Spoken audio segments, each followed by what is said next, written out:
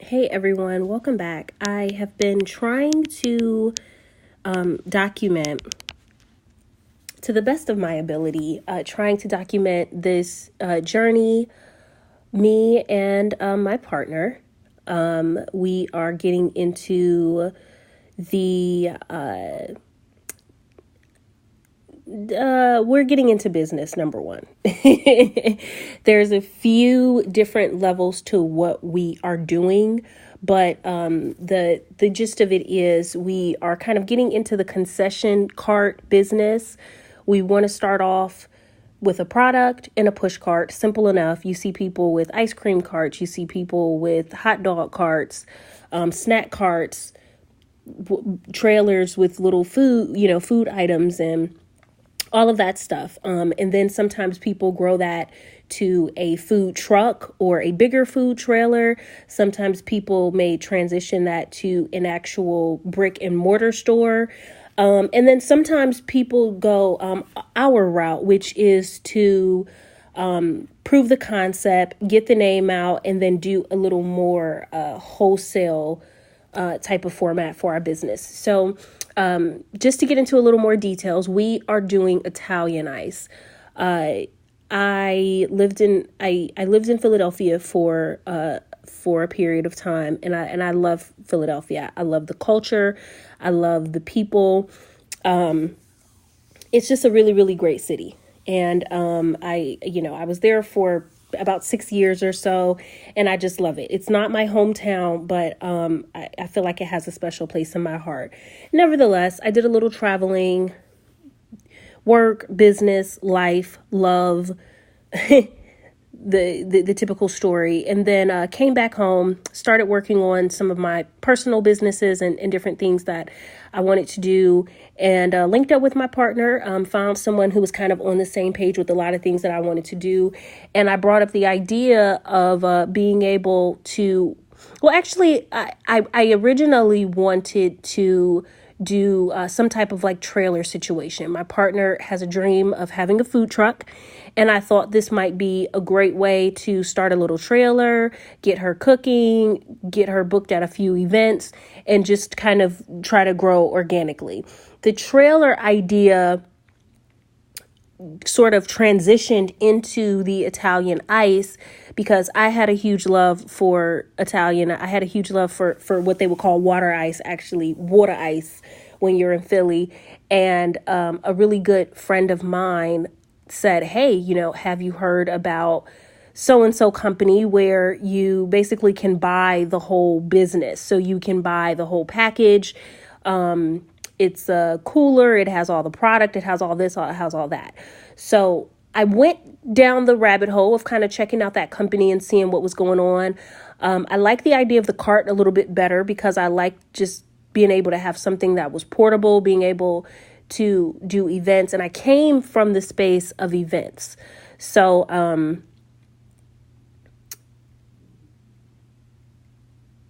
in about a year's time, so it's now October of 2019, and this was all brewing like October of 2018. I sent out a few, breakdowns of the cost and the product and what it could look like, because I really thought that like it could be like a family business, and I still feel like it can, but we just had to go about things a different way. Gave it out to a few family members and a few people, and some were interested. Some were like, hey, we'd be willing to invest, but maybe it's not a good time now, next year, maybe sometime, and different things like that. So long story short, the answer was no, as far as getting funding from somewhere else. And we had a number of things on our plate. So, for the upcoming year, we were moving. We had some changes just with our family. We were, getting a new family vehicle. And it was just, we had a lot of things that we were, building our credit and growing our credit and making it stronger.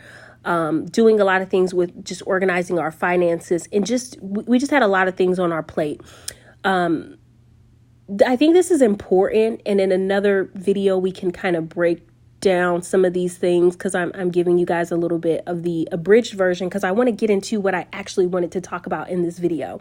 So in another video, I'll give you guys kind of the breakdown, but long story short, it's been a strong year of so much research.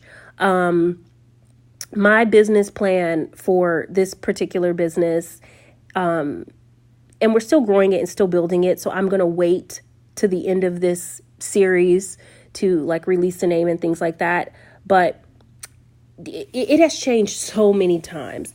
The business plan has changed. The format has changed. The look of it.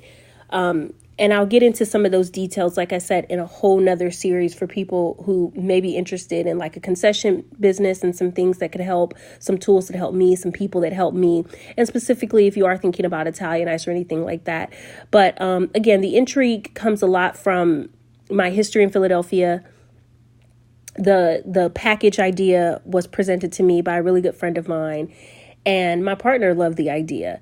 And so we kind of went with that. And it was a lot of research. And I think this is probably the experience for anybody who is getting into a situation where it's a new business. You're getting your feet wet. You feel so overwhelmed. So many other people have either completely failed or completely been super successful. And you don't know where you're going to fit in that process. And I think it's okay. It's okay to take your time. It's okay to do your research. Don't worry about not having all the money right now, because the reality is if I would have had all the money back then, I would have made some stupid decisions that a year later, I'm like so thankful that we didn't have all the money to pour right in and make some of those dumb mistakes. Sometimes getting things piece by piece, being very methodical about what you're doing, being very deliberate and being very organized about what you're doing. Maybe you are funneling money from a side hustle or funneling money from a 9-to-5 job or whatever you're doing and putting it into the business. Sometimes slow and steady really does win the race, because you can take your time and you can really make sure that things are going the way that they should, and things are organized the way that they should be. So don't be afraid to start. And the other thing about it is you really want to start sooner than later, because the thing is there's so much learning to do, and there's also so much stumbles and falls and trips, and there's so many things that are going to just trip you up and throw you off.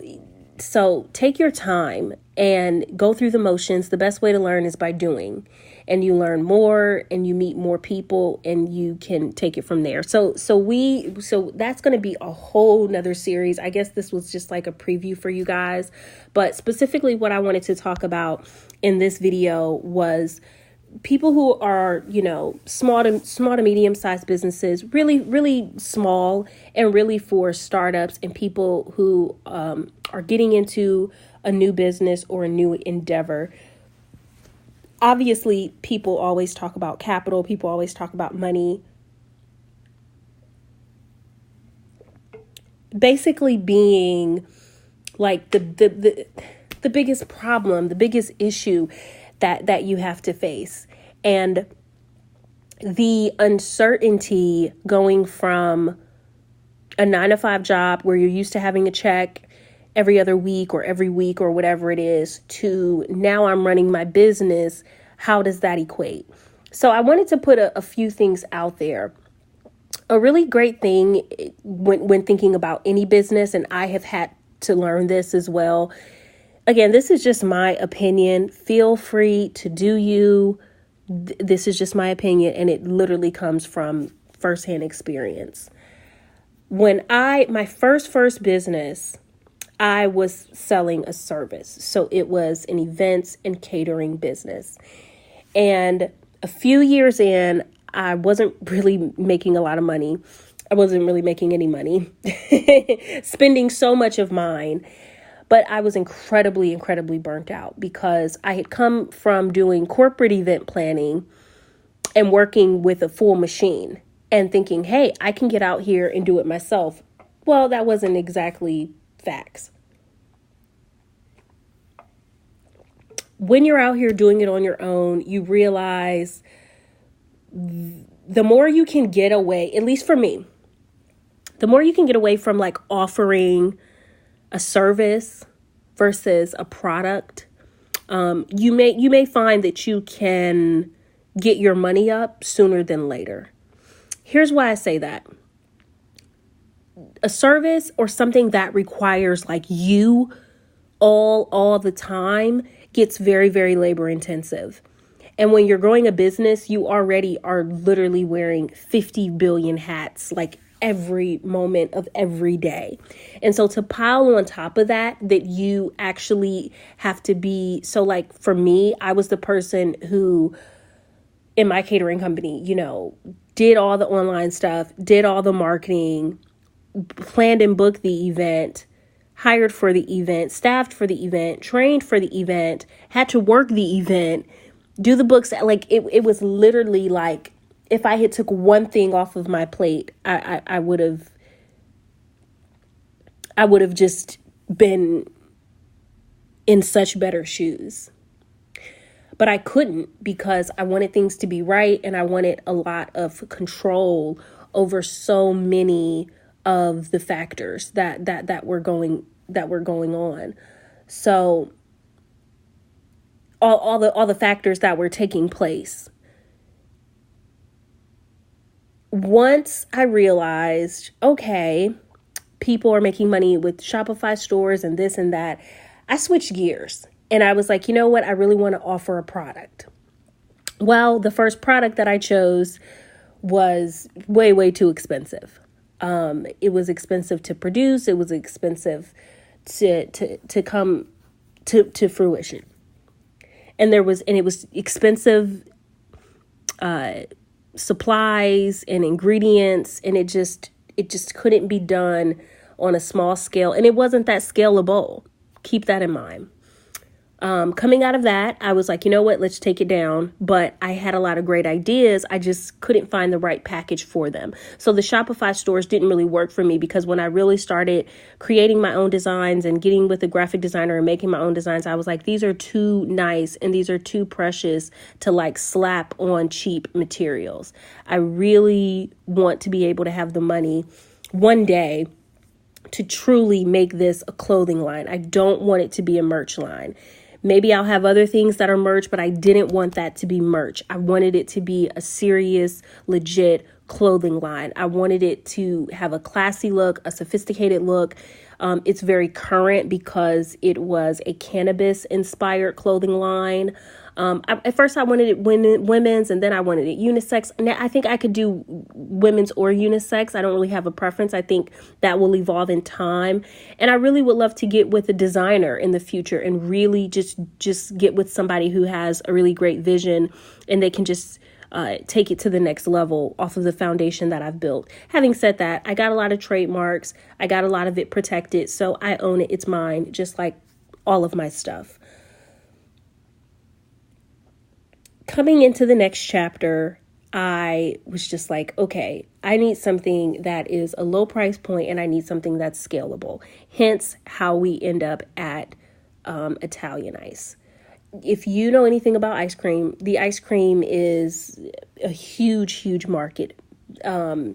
Billions of dollars, just such a huge, huge market. The great thing about ice cream is that the big guys do what they do and they make their money, the Blue Bunnies of the world, the Haagen-Dazs of the world. But at the same time, the artisan and the handcrafted and the very fancy ice cream shops and creameries do their thing. And then just the regular mom and pop, we make good ice cream shops can still make a living and make their bread and butter. So when you look at scalability and when you're looking at your different businesses that you want to get in, I think it's a good thing to find businesses that have those levels.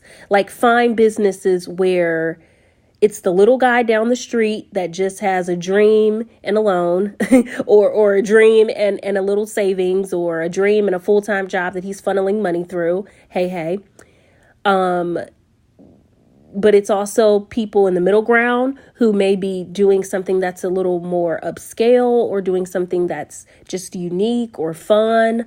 And then there's people who are just balling out. There's people who go the retail route. There are huge companies that just distribute all over the world. So there's levels to this thing.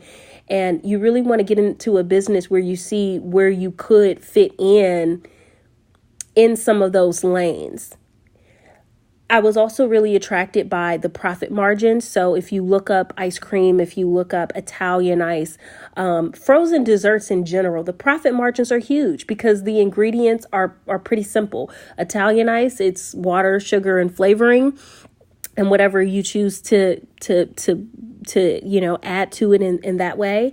And then the ice cream is the same thing except for you're adding dairy. And so dairy can get a little expensive. Dairy can go up and down, and dairy comes with a few other things, which is why we didn't want to do dairy right off the bat. But there are so many ways to do it. And let's just face it, when you talk about an item that literally anybody and everybody can buy, people just love ice cream all over the world. People can do it different ways and call it different things, but ice cream is ice cream. Kids love it from age 2 to 62 to 82, back down to 1 and 2 all over again. People just love it. So, I knew that a few of my other businesses were very niche and they were very focused. I wanted something that was broader. And I also wanted something that didn't just rely on I have to be there doing all the work. I wanted something where if we want to take a honeymoon and go away for 2 months, I don't have to lose all type of money and lose clients and have the business fall apart because we want to take a 2-month vacation. I also was really attracted by the fact that it was seasonal. I was really attracted by the seasonal aspect because, hey, business people gotta relax too. And when you're running a business and doing everything yourself, it's crucial that you pre-plan your time so that you don't burn yourself out, especially within your first 5 to 10 years when things are real, things are crucial. So that's kind of how we ended up getting into the business. We decided that we wanted to get a cart. That kind of took us down the rabbit hole of looking at carts, but the business was just really interesting to me. So I dug right in. I wanted to learn everything I could learn. I wanted to know all the heavy hitters in the business, the machinery we need, the equipment we need, the process we need, and just again, we'll break some of that down later on in this series, but just talking about all the pieces to the puzzle. But today in particular, I brought up the concept of just really figuring out how you can incorporate contracts into your business. If you're not familiar, there are different contracts that many small businesses can qualify for. Minority owned businesses that have 51% or more ownership as far as women, and all kinds of other things, depending on where you live. They have the small business offices in all different states where you can get a lot of different resources and you can find out what kind of contracts you could qualify for. Here's why contracts are so great. When you think about the transition from a worker and from a full-time job, a regular job, corporate plantation, whatever you want to call it, however you see it, to self-employment, there is a big transition. There's a transition in just going from employee to employer. There's a difference in filling out an application versus when you have to hire and fire people. And the transition is real. I would love to do another series talking about just transitioning to a boss and just everything that encompasses, because it really is a lot. But you are used to some kind of steady payment. And I think for a lot of businesses, the anxiety comes in play when you don't really have enough capital saved up. You're really bare bones in it, and you're really hoping for a good season and hoping that things work out great.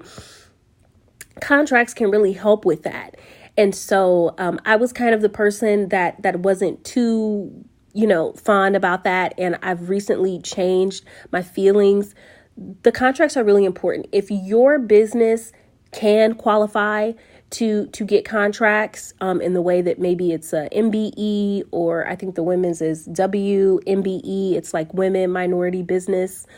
So whatever it is, find out what you could qualify to get contracts, because it might be where if you're doing cupcakes or if you're doing ice creams, maybe the hospital just pays you a crazy amount of money to show up and give cupcakes to all of the sick children, or the children that are in the cancer unit. Or if if you make something, like whatever it is, think about how you could get a contract for that. Because the beauty of the contracts, yes, there is still a process. Yes, things have to be taken seriously. Things have to be organized. Yes, your business plan has to be airtight. I would recommend trying to don't just like apply, because a lot of people get turned down their first go around. I would always recommend going through some type of training. Many cities offer free trainings where they can get you MBE certified. They can get you certified so that you can go after some of these contracts. Find out how you can get in with that, because if your business model, however you break it down, for us, we're starting off with a model that is to get the cart going and to get the events, because we desperately need feedback, marketing, and promotional photos and networking. So events are great because you check off all the boxes. And if you can make a little money too, it's great. But the best part about looking at events as marketing is that you can see them for what they are. A marketing budget should be just that. It should be a space to try new things, a space to experiment, and a space where if you lose the money, you don't drown. It shouldn't be betting it all and risking it all on an event. It shouldn't be where if you can't book a certain event, or if you don't make that event, or if the event gets rained out and it's not another date, or the date, like it shouldn't be. You don't want to have all of your eggs in one basket, long story short. So, our model and our business plan, and I will release that later on in the year. Our business plan is really focused on building from the ground up, getting the push cart out here, being able to ask the people, which flavors do you like best, trying out different flavors, trying out different processes, a lot of trial and error, trying out different prices, different neighborhoods. We really want to get a feel for what people like. And while we're doing that, we want to be building our email lists. We want to be sending traffic to the website so that they can sign up for the email list and they'll know where we're going to be. And we just want a lot of engagement. We want to talk to a lot of people, network with a lot of people. If we can meet business owners while we're out there, you'll see why that's important. Networking with business owners and local businesses within the community. Marketing. We want to be trying cool things at events. I have a lot of great ideas. My partner has a lot of great ideas with just fun things that we can do to get people to our booth and to get them interacting with us and the product and the photos. We want to get as much footage as we can. Stock photos are cool, but stock photos can get really, really expensive. And then stock photos don't always have that personal touch. There's a personal touch when you take a picture with your own product, with your own cup in somebody's hand at like people want to feel it. And stock photos don't always bring that. We also wanted to be able to get pictures of where we're creating it so that people can see. We're creating it out of our home, but the area that we are producing the product is an off branch of the building where we live. So technically it is considered home base, but it looks very, very, very professional and it looks very, very commercial. And we want to play that to our advantage by, using the clubhouse in our business in our home, where we live, to take pictures and to get really, really great marketing. So we want to just, again, it's kind of going back to that. You got to use what you have right now.